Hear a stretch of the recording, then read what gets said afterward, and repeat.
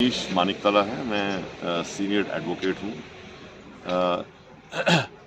आज जो हमारे हाई कोर्ट ने यहाँ पर फैसला दिया है, उसके हिसाब से जो वाटर सेस से रिलेटेड जो कानून हमारी स्टेट लेजिस्लेटिव असेंबली ने बनाया था, उसको अनकॉन्स्टिट्यूशनल डिक्लेयर कर दिया गया है।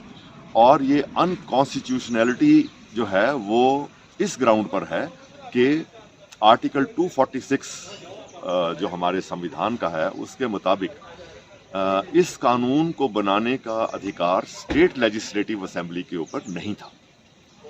सो इस वजह से इस एक्ट के जो मेन प्रोविजंस थे उनको अनकॉन्स्टिट्यूशनल डिक्लेयर कर दिया गया है।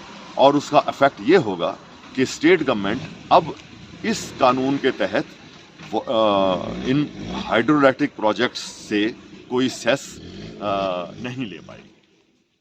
ये जो जजमेंट थी, ये जो हमारे यहाँ डिवीजन बेंच है, जस्टिस तरलोक चौहान और जस्टिस सत्यन वैद्या, उन्होंने ये सुना था और उन्होंने ही आज ये जजमेंट सुबह अनाउंस की है। और राज्य सरकार ने क्या दलील दी? क्योंकि राज्य सरकार लगातार ये कह रही थी कि लगभग 4000 करोड़ का इससे रेवेन्यू जनरेट होगा। जी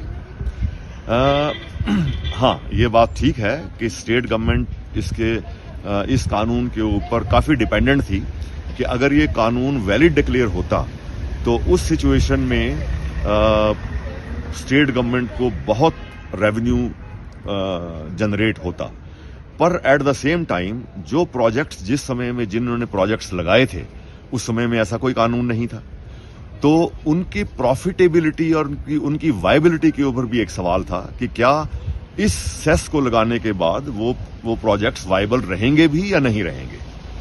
पर इनमें जो मेन जो लीगल पॉइंट इन्वॉल्व था वो यही था कि स्टेट गवर्नमेंट के पास इस कानून को बनाने का अधिकार नहीं है, जो कॉन्स्टिट्यूशन ने ये अधिकार स्टेट लेजिस्लेटिव असेंबली को नहीं दिया। कितने पावर प्रोजेक्ट इससे प्रभावित हो रहे थे? क्योंकि एक बड़ा फैसला जैसा आप जिक्र कर रहे हैं कि क्षेत्राधिकार में ही नहीं था राज्य सरकार के। जी, तो इसमें आप ये मान लीजिए कि हिमाचल में जितने भी प्रोजेक्ट्स हैं वो सभी इससे अफेक्टेड थे।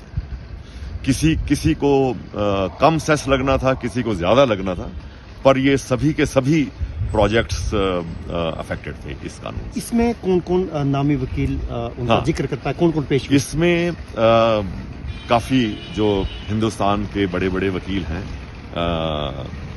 जैसे डॉक्टर अभिषेक मनु सिंघवी अपीयर हुए, फिर solicitor general of India Tushar Mehta appear हुए, स्टेट गवर्नमेंट की तरफ से मिस्टर दवे, दुष्यंत दवे, वो अपीयर हुए थे।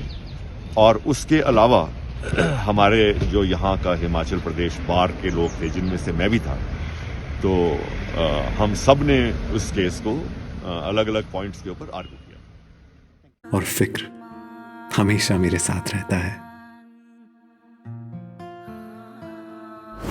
भूषण ज्वेलर्स, अनमोल रिश्तों के लिए। यार रितु, आज शॉपिंग करते हैं, पर कहाँ से करेंगे? मुकेश ट्रेडिंग कॉर्पोरेशन में वैरायटी इतनी कि तुम्हारा दिल झूम उठेगा। लेकिन ये कहाँ पर है? ये है मेन बाजार कुनिहार में, सब एक ही छत के नीचे। अब इधर उधर क्यों जाना जब अपने शहर में सब कुछ मिल रहा है, वो भी बढ़िया और अपने बजट में। तो चलते हैं शॉपिंग करने मुकेश ट्रेडिंग कॉर्पोरेशन में। तो सुना आपने, आज ही आइए अपने शोरूम में। मुकेश ट्रेडिंग कॉर्पोरेशन में सस्ती खरीदारी करके लाभ उठाएं। एक बार सेवा का मौका दें।